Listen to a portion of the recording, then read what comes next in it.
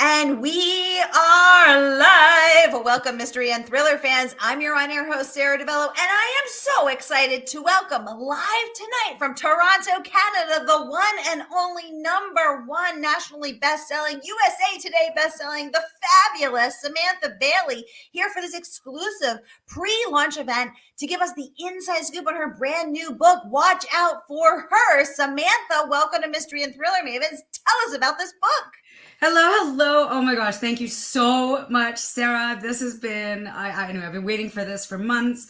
And thank you to Murder by the Book. I'm so excited to be here and to everybody who is watching. Yay! To tell you about the book. So, if I can show it to you. So, this is an advanced copy. The finished copy will look probably a little bit different, but same cover.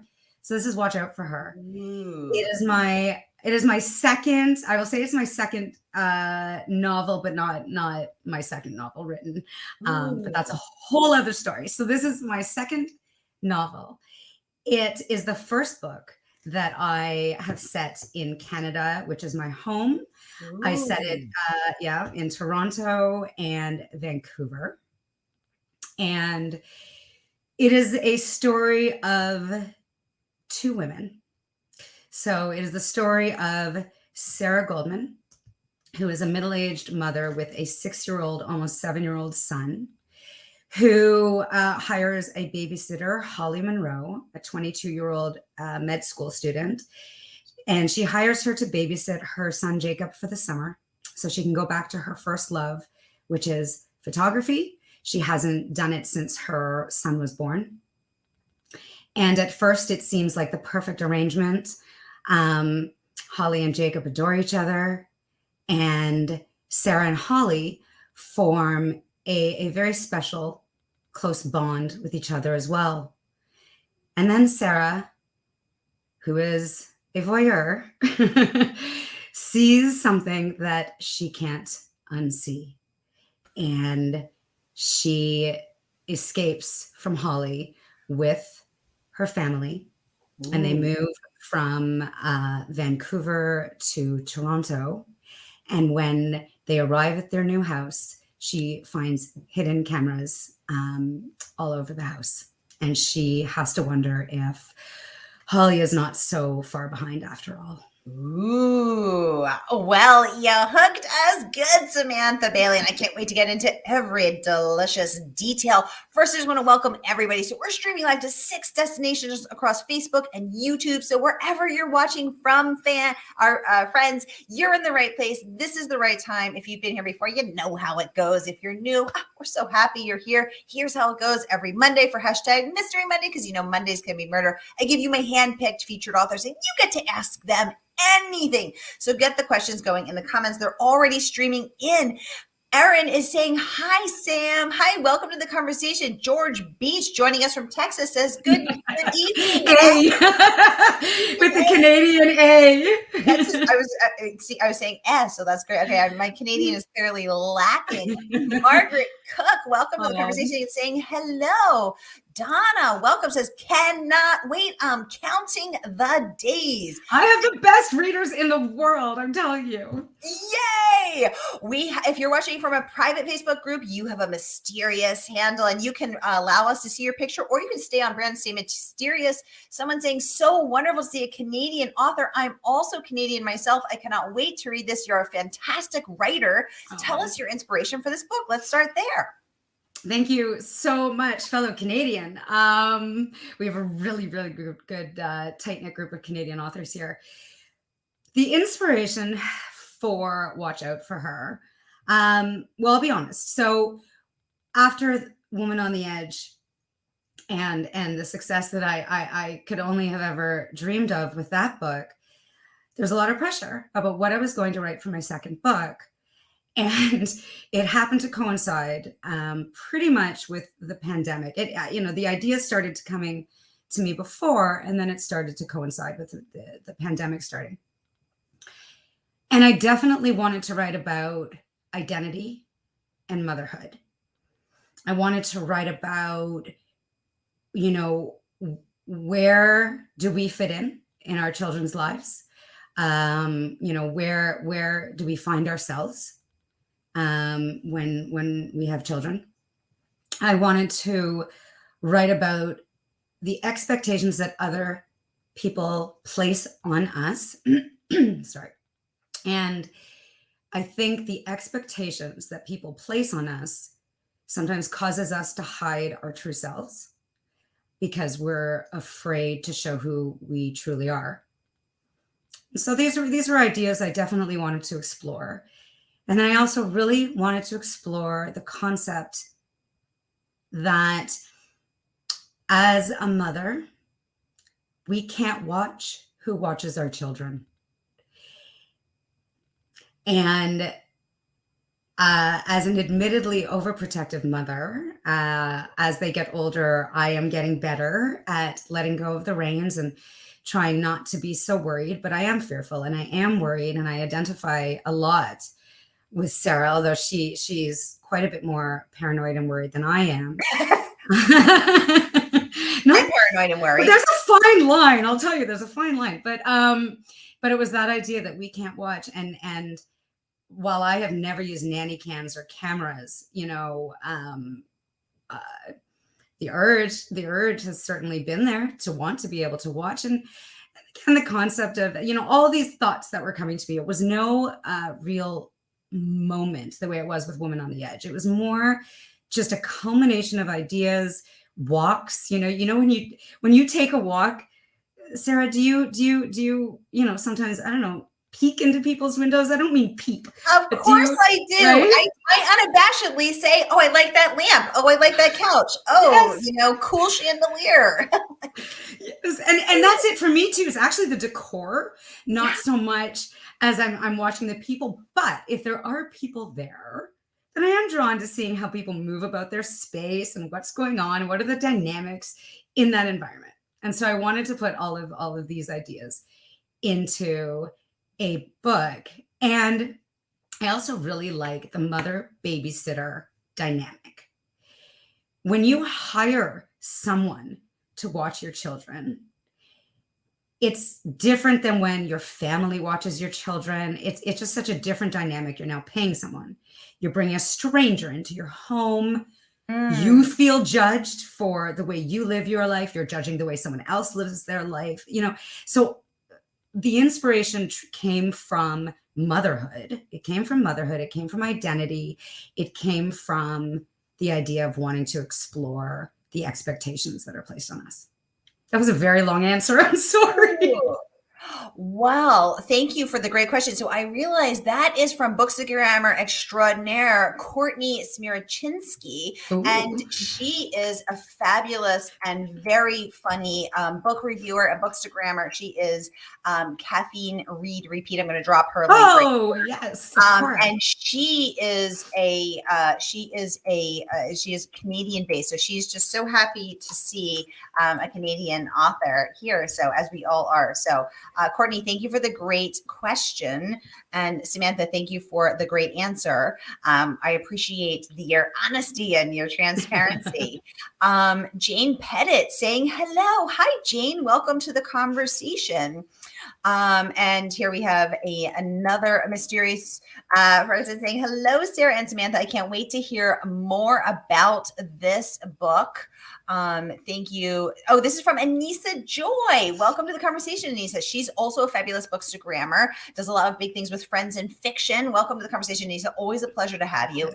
Jane says, this idea sounds very exciting. Jane, I totally agree. Courtney is saying she is getting chills. Awesome. That's what I love to hear. Thank you. Thank you. Oh, wait till you get into that book, Courtney. Sharon saying hello from Minnesota. Sharon, welcome to the conversation.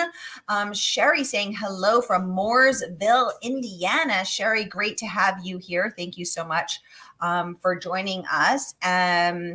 Another mysterious saying, hello, ladies. Hi, everybody. Stephanie Cooper, Bookstagrammer Extraordinaire, saying, hi, I love you. Sara and Sam, love you both and love this book so much.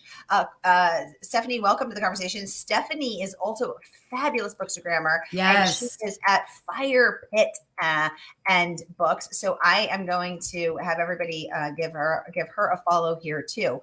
Thank you so much for joining us. Someone saying they just started the e-arc of this one. Excellent.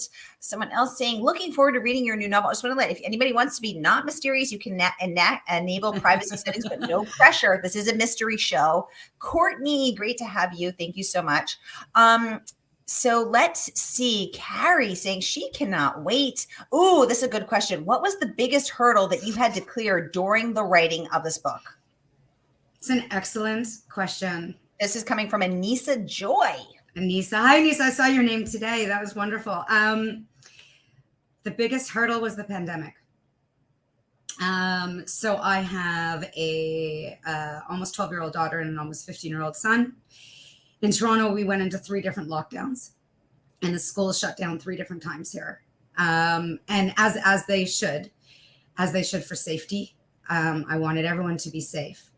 However, for all the years before, once my kids had started school, I was a full-time freelance editor, and I'd always written. So I had been working from home for a really long time, and so I had my space during the day. Those mom hours, I had my space during the day. And all of a sudden, all 4 of us were here in our cramped, small house. My office, where you see me right now, is in the kitchen. And all I have is this privacy screen behind me to separate me from anything and anyone. And the most important thing to me was to make sure that my kids were healthy and happy, both mentally and physically. And so... and at the same time, I had started this amazing career that I am so grateful to have. My dream come true. It was a dream come true. I spent 20 years trying to get a traditional publishing deal. I had written Woman on the Edge was my 5th book written. So Watch Out for Her is the 6th book I've written. And I was so torn between my children and the writing. So that was the biggest hurdle. So it was definitely cathartic and therapeutic to write this book, because a lot of it was mirroring what was happening to me unintentionally. It wasn't what I had planned when I started writing it, that divide between your own identity and who you are as a mother and all those things. So it was simply getting the book done on deadline. And it is so important to me to write the very best book I can. I want to make sure that the finished product, that it is everything that it can be. So I cracked my soul open. I poured it into this book and did the same with my children at the same time. So it was certainly a juggle. That sounds like quite the juggle. And I think so many of us can relate, right? This pandemic has turned our lives upside down and challenged us in a multitude of ways, including privacy, time at home, time alone, competing demands. I think we can all relate to that. Thank you for sharing. Melissa Watson joining us live from Australia saying, hi, Sara and Sam. I'm not sure what's going on, but I've got no visual of you both. Okay, Melissa, let us know if that resolves. Keep us posted. Oh, she said, okay, good. There we are. Oh. Hi. Yay. Stephanie Wilson says, hi, Sam. This is Stephanie from Stephanie Likes Books. She loved Watch Out for Her. Stephanie, tell us what you loved about it. I can't wait to hear. I know what I love, but tell us what you loved. Hi from Oak Grove, Kentucky. So great to have you. Thank you so much for joining us. Anissa saying, oh, now her name is coming up. Hooray. There you are, Anissa. Thank you so much for tuning in.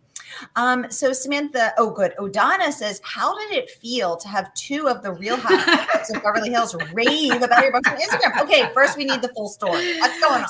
Oh my God, Donna, you're awesome. You're awesome. Okay, how did it feel? So I'll tell you the story as quickly as I can. So over the summer, when we were on lockdown, I would take my kids in the car at night in the dark and just let them direct me wherever I would drive. Wherever they wanted to go, we would go on these nighttime adventures because there was nothing else to do. Like we couldn't do anything or go anywhere. So we would drive around, and we'd go to a drive-through and we'd pick up food, just complete garbage, and we'd come home and eat it. So he'd come home and I was all relaxed. I was about to get in my pajamas and I go on to Instagram and I see that Teddy Mellencamp has posted a story about Woman on the Edge. And then she did it for Watch Out for about Woman on the Edge. And so Teddy Mellencamp, the Real Housewives of Beverly Hills, is like my delight, my joy, my everything. And I actually thought it was a joke. As a thriller author, I thought someone's scamming me, someone's playing with me. Like, this is so mean to do to me. And I then DM'd her and I, thanked her, and she wrote me back and I was like, okay, what is happening? Is this real? What is happening? I couldn't breathe. And Teddy Mellencamp is so kind and so nice and so supportive. And she didn't have to do this. No one asked her to do this. No one paid her to do this. She just somehow found my book and did this. And then she gave it to Kyle Richards. And then Kyle Richards posted a story about it. And I mean, is this my life? Is this my life? How does this happen? And so it felt incredible and shocking. And I honestly, I go back and I took a screenshot and I go back whenever I'm having a bad day or writing's difficult or whatever it is. And I look and I'm like, oh my God, like they loved my work and they helped me promote it. And then Teddy, we sent her a copy of Watch Out for Her, of course, because she loved it. And then she put it on her list of spring break reads at Shop LMK. I want to get that correct. She has a little shop on Shop LMK. I think that's the name of it. I love this story. I just was waiting. I was like, what could possibly happen next? This is so wonderful and supportive. This is the coolest. It's the coolest. And they're just, I mean, they're amazing. They're amazing. And Donna, thank you for queuing that up. Yes. So I just want to say it's proof that anything can happen. Yes. Anything can happen. The possibilities are endless. Oh my gosh, anything can happen is right. I absolutely love that. I absolutely love that. So if you're watching in a private Facebook group, you can go here. I'm going to put the link in the comments. You can go here and just click enable privacy settings, or you can stay mysterious. Your choice. I just want to give you the option. Stephanie Wilson says what she loved about this book. It was a great plot. It was suspenseful, and she loved the thread of anxiety woven throughout. Also, it was so well written. We'll talk about a rave review there from the bookstore extraordinaire, Stephanie Wilson. Stephanie, thank you so much for chiming in. And Stephanie is not the only one raving. So the incredible Marissa Stabley, New York Times bestselling author of Reese's book Club pick Lucky, says yet again, one of our most beloved thriller writers brings, I'm going to put this in the comments so everyone can read it together, brings us a story with the heart of a family drama and the pulse of an edge of your spine, edge of your seat spine chiller filled with foreboding from the very first page. This one will keep you up all night and have you checking the locks. So let's talk about this review. First of all, congratulations. And now let's talk about how, I'm just going to pop it up briefly because we can't see over it. But from a craft perspective, how do you create foreboding? So I noticed that from the beginning, when you have Sara, by the way, great name. Already bonus points for that protagonist. Getting to the new house, she's creeped out by the house. Her son says that he feels like the house looks like a face. It's watching her. She gets inside. She sees where there should be an light for the smoke detector. Actually, looks like a tiny camera. So you're setting up this. The voyeur has become the watched. And everybody, I think, is a little scared of being watched. What else did you do to tingle our spines, as Marissa Stapley says? Marissa, I have to say, Marissa is actually a very good friend of mine. Yes, disclaimer, Toronto author, and we've known each other for probably 10 years now. So I so appreciate that she took the time to write such a beautiful blurb. And she's an amazing author. So what other things did I do in this book in particular? I will say that the process of it, is a lot of planning. I do tend to know in advance. I write a very, very detailed outline of the plot points and the beats and what the feeling is that I want to give to my readers. I want to set the tone. I always listen to music before I write to What set kind the of music do tone. you listen to? I listen to so I am totally a 90s grunge and hip hop girl.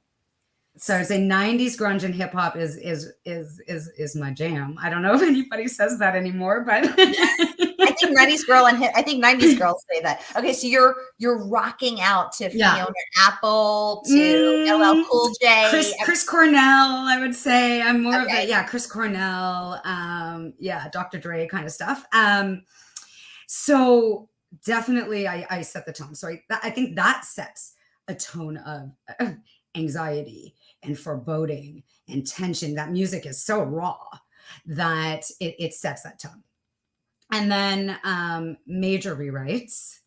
I do a lot of rewriting. I love being edited. I love being torn apart. I'm a total masochist. You tell me what's wrong. Please tell me what's wrong, so that in the end I can put out a book that I'm proud of. Ooh, I love that. Yeah. So when you say the planning, so clearly you're a plotter then, you're not flowing with the story. You're plotting it out rigorously. Now I am. Yes. Okay. It started with Woman on the Edge. Previously I was a pantser, and I became a plotter when I started writing thrillers. Okay. Margaret Pinard, welcome to the conversation, joining us from Portland, Oregon, saying we 90s girls can still stay. It's my jam. Thank you. Love that. Anissa seconding that. Another friend chiming in, you are my music spirit animal. Another friend saying, I like the idea of music setting the mood. I never thought of that. Courtney is saying, you're her spirit animal. Now I know all my Gen Xers here. Everyone's all the Gen Xers, right? Exactly. So I'm intrigued by the idea that you transitioned from pantser to plotter, Yes. letting us know that this is your 6th book, your 2nd thriller. And so so you set the mood. So your music is pumping, your 90s grunge, your hip hop, is bumping, and then you turn it off and get to work, or yes. Okay. Yes, exactly that. I turn it off and I get to work. And I usually wake up at 4 or 5 a.m. That's a pandemic. That is a pandemic change. I had to do it because of the kids. And then I realized I loved it. I loved it when it's dark and quiet and it's only me. And there is something eerie, about just the moon and the branches outside my window, and right before the sun rises. So I tend to set the tone, I think, by where I am and the time it is and what I'm listening to. And then from there, I start writing. And, right now I'm working on the outline for my next book. So, tell us more. So I'm not going to give I can't say anything. It's a thriller. It's a thriller. It's dark. It's twisted. I tend to take a little bit of time with my outlines. They're about 15, 17 pages long. And then I cut them down and I rework them, and I'm working on them with my agent and just trying to narrow down. I'm trying to narrow down who these characters are, what their motivations are, what their backstories are without putting too much backstory in. Trying to figure out, what their relationships are, what are their connections to each other, and where their moral lines are. My characters, you can call them likable, unlikable. For me, I don't actually know if I know what likable means. Simply because as a reader, I honestly don't care if someone's likable. I want to be compelled to follow their journey. Interesting. Okay, two questions have come in about that. First, we'll go to Margaret in Portland. She would like to know, so is 4 to 5 a.m. also outlining time, or is it just drafting? Is it editing? I find the different modes go best in different times of the day. Okay, yes, Samantha, what are you? A 4 a.m. I outline, then I write, then I draft, then I edit, or you just flow with it? How's it go? Because I got very used to writing in the morning. It became my best writing time in general, where the rest of the day would be more social media and emails and catching up on things. And then stuff for my kids. They both, one got his braces off, the other one got hers on. So there's always something going on. So I find it's all of that. I'll start with the outline. And then sometimes what I do is I'll actually draft. I'll draft a chapter. In the middle of writing that outline, so I can see, is this working? Is this working? Is this going to have enough forward momentum? Is there going to be enough action? Is there going to be enough tension? Is there enough suspense? Am I compelled to follow these characters, or do I want to throw them in the trash? So I would say it's all of it. It's all of it. I tend to go back and forth between the outline and the editing, and I recently said to a friend of mine, and she liked the line, that I think I need a more open relationship with my outline. I sometimes find I get very married to my outline, and then I struggle when I'm drafting. And so I have to make sure sometimes, yes, to put my outline to the side and to follow the story as it's coming out of me and as my characters are telling it to me, essentially. Interesting. Okay, cool. On that same topic, we have another question coming in. This one also from Canadian Courtney. Okay, that's your new name. Canadian Courtney. Canadian Courtney wants to know, how long does it generally take to write a book from start to finish before the editing? Okay, so walk us through each part of the process. So first you're doing your 15 to 17 page get to know your character's draft. How long does outline? How long does that take? How long does the drafting take? Walk us through each part of it. So this would also be different for any traditionally published author. It all depends on our deadlines. If you have deadlines, then it's a completely different story, and you have to write faster. So I've had to learn to write faster for sure, because I have deadlines. I can do a proposal in about a month. And then what I'm doing, because I'm consumed by writing, is I think about it all the time. I'm thinking about it all the time. I'm waking up thinking about it. I'm going to sleep thinking about it. I'm dreaming about it. Healthy or not, it is what it is, the life of a writer. So about a month for the proposal. And then once the proposal is nailed down and I'm ready to go, probably takes about 3 to 4 months for a first draft. And I mean a first draft. A first draft that no one else but my amazing critique partner, Meredith Shore, whose book As Seen on TV is coming out June 7th. My amazing critique partner, she will go through it word by word. She tears me apart. She tells it like it is. She finds all the things that aren't working. And then I go back and I rewrite it. And if I have time, I send it back to her, or I'll send it to other critique partners. I'll have other people who will read it for me. And then it goes to my agent, or it goes to my editor. So I'd say 6 months for a good draft. Not a publishable draft, but a good draft. So, and then we will start the actual major, the rewrites or the revisions, or what we need to get into to fix it up. And that will take maybe up to another, 3 to 6 months. So probably a year in total. Ooh, okay. Canadian Courtney, thank you for the great question, and Samantha, thank you for that that answer. And this is Sherry. She's saying, I agree with the likability versus compelling, either the story or the characters. This is Sherry. I'm sorry, I can't figure out where to click for the StreamYard. No worries, Sherry. I'm going to drop it for you. If you want, you can stay mysterious. You can be. We have Canadian Courtney and Mysterious Sherry. It's totally up to you. But if you want to give permissions, I'm going to drop the link here. And it's so interesting to talk about that likability versus compelling, and clearly resonating with many of us. Sherry, thanks for chiming in. I agree with you as well. I think there's too much pressure on women being likable, having to be likable. And I think that's an important conversation. Canadian Courtney is saying, I just have to say, I love how real and authentic you are about your life and your writing. I have gained a new adoration for you. Thank you. Thank you. Thank you. That means a lot to me. I love that, Courtney. Thank you so much. Margaret saying, wow, I didn't realize that thrillers took book proposals. I thought that was more of a nonfiction process. But you do proposals. So it totally depends on the deal you've negotiated with your publisher going forward. And without giving you too much detail, that is at this point what I have, and actually right now what I like is presenting a proposal, and then my editor will or my agent will look at the proposal, and we'll talk about it, and we'll discuss it, and as a team we get a chance to really see if it has legs, if it sticks, as Catherine McKenzie, the author Catherine McKenzie has once said. So from there, we'll work from the proposal.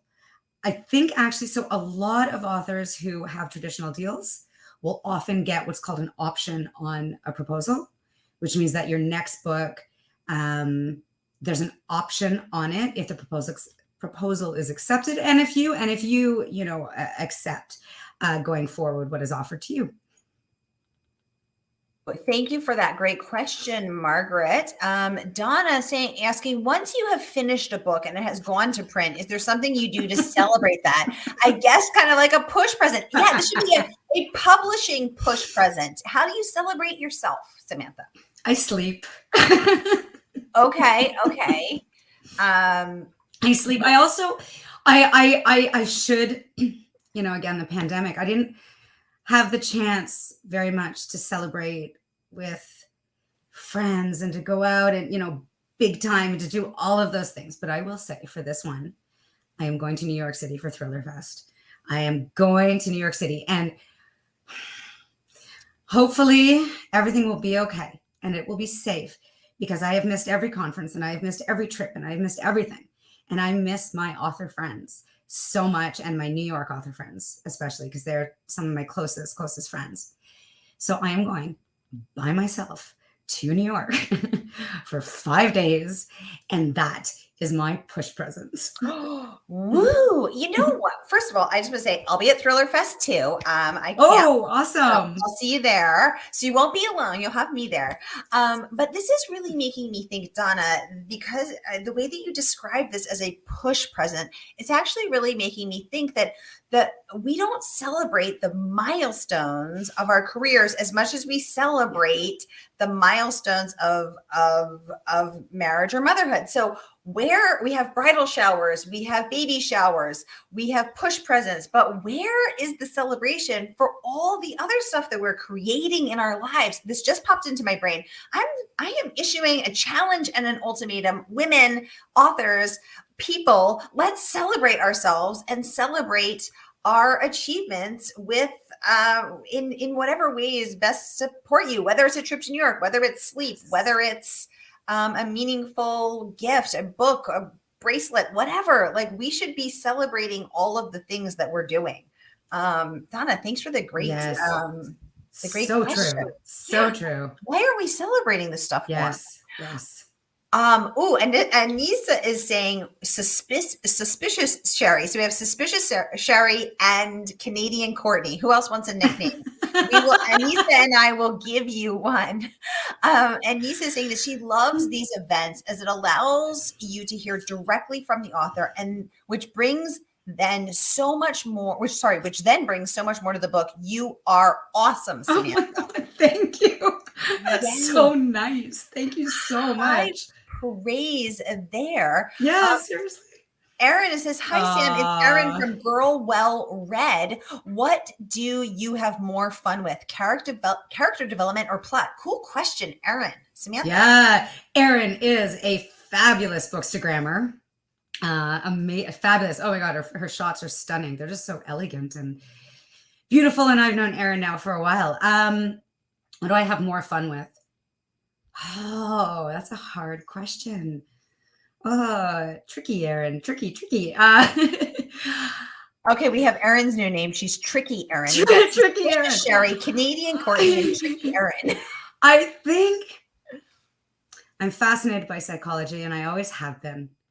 I really, really love developing the characters. I really love letting the characters almost develop themselves. I love messy, complicated, flawed, imperfect characters. I love characters pushed to the brink. I love characters who will do what it takes to get what they want. So I have a lot of fun with character development.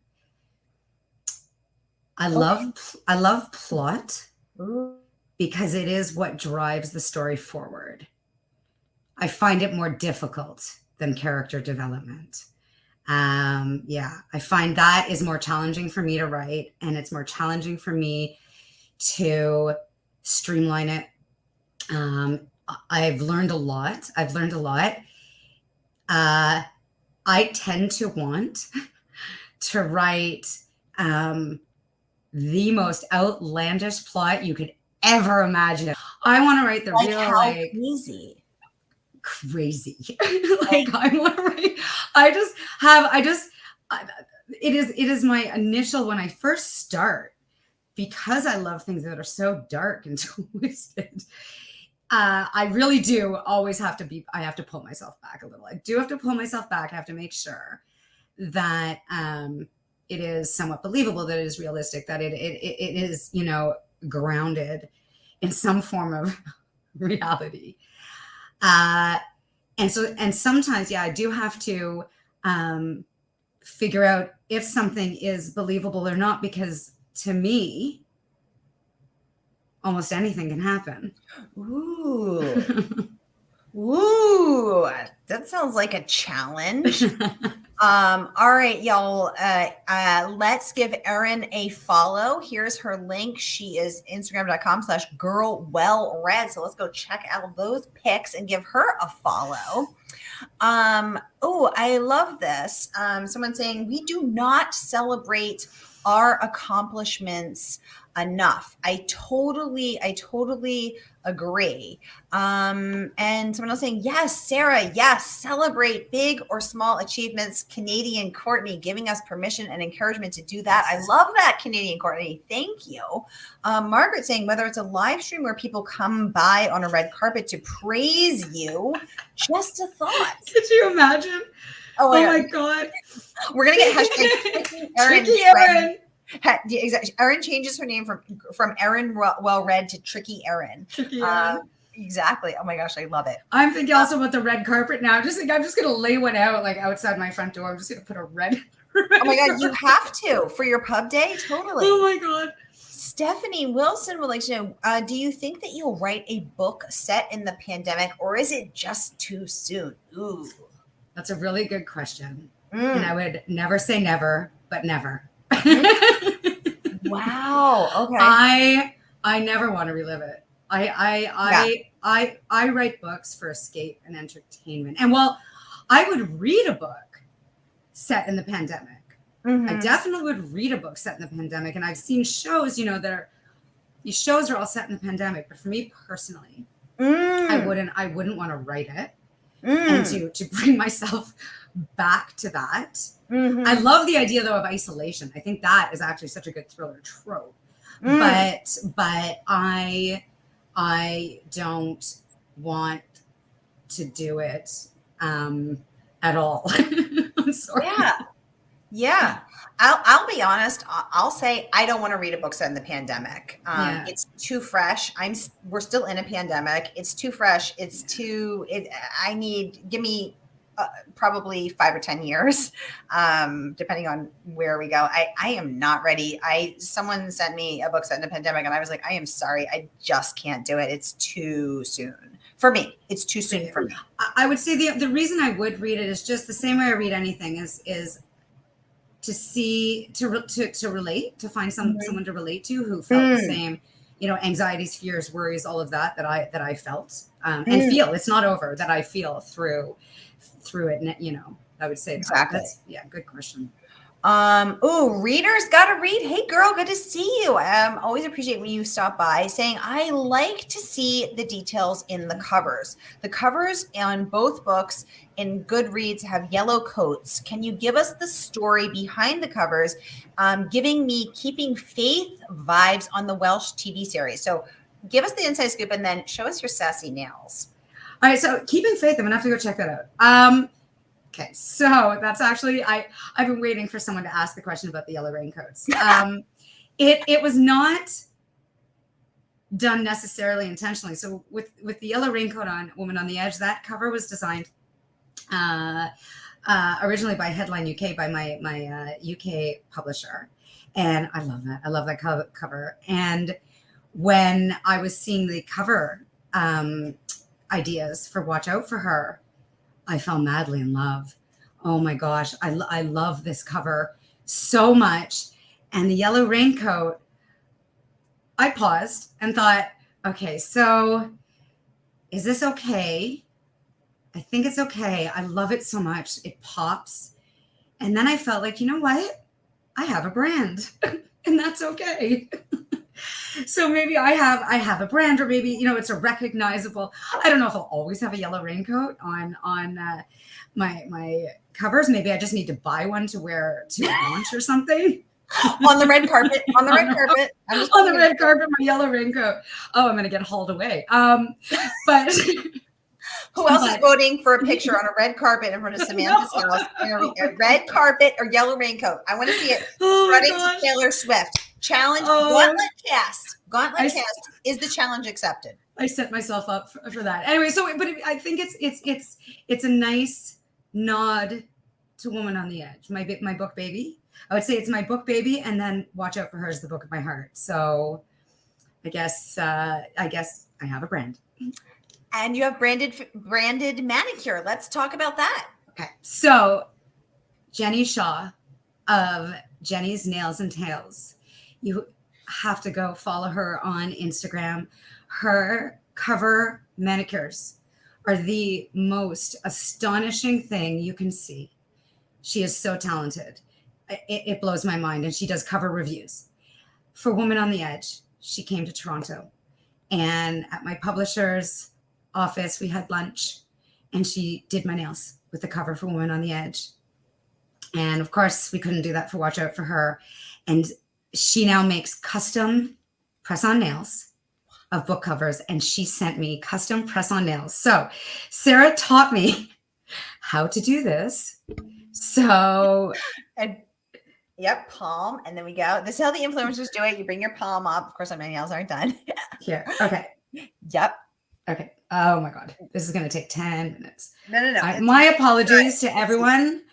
Okay, here, can you see that? And look at that gorgeous raincoat, little tiny yellow raincoat on her finger. All right. And wait, I will have to show this. I don't know if you can see my thumbs. My thumbs say Watch Out for Her. Whoa. Yes. Wow. Oh my God. And there's branches too. I'm not sure. I will post a shot on my Instagram. I promise I will post a shot on my Instagram so everybody can see Jenny's amazing work. Oh my gosh. Well, we can't wait. Okay, everybody, here, I'm going to post the link to Samantha's Instagram. So go follow Samantha right here. I'm going to pop it in so you can go on IG, so you can go follow her, and we all want to see the fingernail, the fabulous manicure. Readers got to read. Thanks for stopping by. Always a pleasure to see you. Jamie Hendricks is in the house. Hi, Jamie. So I'm hosting Jamie when her fabulous book comes out in May. So everyone circle back for a sizzling Memorial Day barbecue. We're going to grill them up real good. So stay tuned for that, everybody. I can't wait to host you, Jamie. Margaret saying, and one of those rope poles to sort out all the rip. Yes, for your red carpet, you got to have one of those rope poles. Absolutely. My kids will never forgive me. Oh my God, it would be so fabulous. Stephanie's saying she's with me. Can't read about the pandemic yet. Too soon. Yeah, exactly. Someone else saying, agreed. No mention of the pandemic and any news. It's too soon, right? We're not ready. Margaret said in this pandemic or any pandemic, no, I'd be fine with, the 1918 Spanish flu. yeah, I'd be fine about it with the historic fiction. I love historic fiction. But not too soon. Ooh, George Beach, welcome to the conversation from Texas. Always a pleasure to have you, sir. He says, I have to know, Molson, Moosehead, or Labatt's. Which would you choose to inspire your writing? You know your Canadian beer. I'm going to say Moosehead. Okay, cool. Oh, someone wants to see your cover again. Okay, so let's hold it up, the cover and your nails. Let's get nice and there we go. Yeah, look at that. Fabulous, fabulous. Okay, so there we see the branded yellow raincoat and Samantha's fabulous yellow raincoat nails. It is such a gorgeous, sassy cover. Margaret saying, yes, yellow raincoat on the red carpet. Give it some zazz, and it'll be good to go for the Met Gala. The Met Gala, excuse me. Samantha says, anxiety can be challenging to live with, but can also serve as an advantage based on my experience. Would you say your anxieties and fears contribute to your ability to write thrillers? I think so. I think so. I do have a lot of anxieties and fears and worries. Me too. Yeah, Same. it's yeah. I think they lessened during the pandemic because I learned you can't, and that actually had a lot to do with this book, was that you can't control the uncontrollable and expect the unexpected, because again, anything can happen. But it gives me a place to put my anxieties and fears so I don't put them on anyone else. You know, meaning like when I worry about my children, I read a lot about motherhood. I want my kids to fly free. I want them to soar. I want them to take all those risks. I want them to do it all. And so, yes, by writing thrillers and by writing about women who are scared, it does give me a place to put them all. So thank you for that question.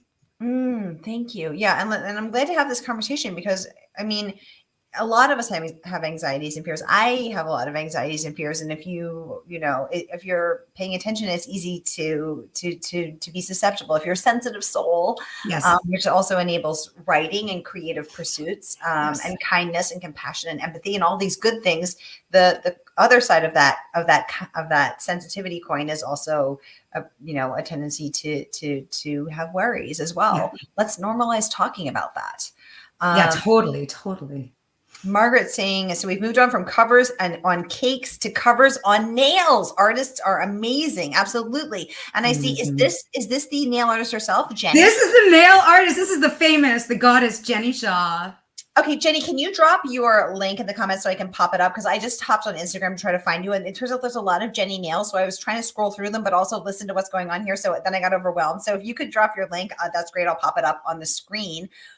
Readers Gotta Read is giving us all the love. Thank you so much for joining us. It's always such a pleasure to have you. I appreciate you. Erin is seconding that Jenny is amazing. She saw the Manny for Woat. What is that? Oh, Woman on the Edge. On the Edge. I thought I was missing another cover in person, and it was amazing. She can't wait to see this one. Jamie sending highs to both of us. Thank you. Can I say something to Jamie? I'm so sorry. I'm reading Jamie's next book. It could be anyone right now. Jamie, what are you doing to me? I can't sleep. It is so addictive. It is so delicious. Yay! Yes. Yay! And stay tuned. Jamie will be hopping on Mystery and Thriller Mavens at the end of May for a sizzling, see what I did there, Memorial Day lineup. So get your burger grilled and get in here, because it's going to be good. Thanks so much for joining us. Jenny saying, thanks so much, Erin. I'm still so sad I couldn't make it to the Woman on the Edge launch. It was so much fun painting your nails. We're going to need to see pictures of all of this. Stephanie would like to know, Jamie's thanking you. She said you know that she loves both of hers. Absolutely. The Mutual Admiration Society here. I'm here for it. Women supporting women. Stephanie Wilson, can you tell us anything about your next planned novel? Maybe just a tiny little nugget. We always like to get one secret nugget here on Mystery and Thriller Mavens. It is about seeking something different than what you have, and the dangers and the risks involved in that. Ooh, something I think we can all relate to. I love that. Seeking something different than what you have.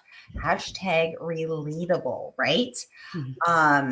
We can all relate to that. So, Samantha, your books have gotten so. Oh, Jenny is sharing. Here we go. Jenny is sharing her link. It is Instagram/Jenny Shaw Art. Everybody, check out her, this nail artist in the house. And you're saying, Samantha, that she actually can send you press-ons. Jenny's Nails and Tails. Hashtag Jenny's Nails and Tails. She will send you custom press-ons of book covers. Oh my God, completely. And they're unbelievable. Oh my God, I can't wait. Okay, I will be following as soon as we get off the air. Okay, let's talk about this fabulous next review. Karen Hamilton raving a cleverly written, twisty, and brilliantly creepy thriller with compelling characters.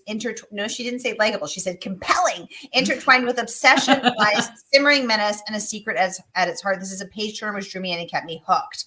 So when you're vigorously planning out those 15 to 17 page proposals and then drafting for 3 to 4 months, do you plan out all the twists, or do you wait for the editing, which we now know you love to be ripped apart, to come back and say, Samantha, more twists? I'm hearing more cowbell in my head, but they're like, more twists. Or tell us about the twists. I'll bring the cowbell to the red carpet. It just keeps getting better. It's better.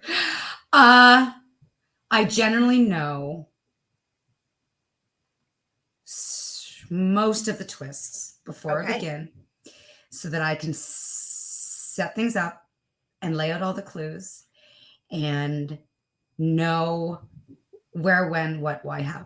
But at the same time, I also let my characters lead me. My characters have a life of their own. They do things that I don't want them to do, that I don't like. I don't think it's nice. I'm nice. I don't think it's nice what they're doing, but I can't stop them. I can't. They're just like, but I'm going to do this. They're like teenagers. I'm going to do this. And I don't care what you say. So, I will get surprised, definitely. And then I will rejig. And there are times where I will rip the whole book apart and start from the beginning if it needs it. I will do whatever it takes. It will do whatever it takes to write the best book that I can. So, I would say both to that. Woo. Oh my gosh. I love that. I am posting the fabulous reviews from Robin Harding, Stephanie Roble, Gilly MacMillan, who was on the show a couple of weeks ago, Andrea Bartz, who was on in September, Reese Book Club pick, New York Times bestseller there, Laurie Elizabeth Flynn. The reviews go on and on and on. The incredible Hank, Philippi Ryan. Oh my God. I mean, you have got praise up and down the East Coast, around and around the world. I mean, the praise just keeps going. Congratulations. They're amazing authors. Amazing, amazing, amazing people. I want to let you guys know the book is not even out yet. 6 days and counting, T-6 and counting. So grab your copy tonight, y'all. We want to get those pre-orders going. And the good folks at Murder by the Book will mail them to you the day the book drops next Tuesday. So our favorite woman-owned independent bookstore, one of 3 dedicated mystery and thriller bookstores in the country, one of the oldest and most respected. You want to spend your hard-earned dollars there. So here is the link. Grab it. Grab your copy tonight. Here it is right here. Grab it, and you too will not regret it. Then hop over to Mystery and Thriller Mavens, where we spill the tea, as the cool kids say. And that is where we continue the conversation about the book, about all things mysteries and thriller. So come on over in there. Donna is saying, thank you.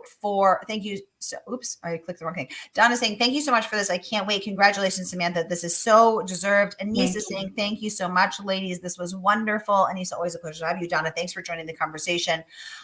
Y'all, we are way over time, but the conversation was flowing and I wasn't going to cut anybody off. We want to get all of your most burning questions in, your red hot questions in.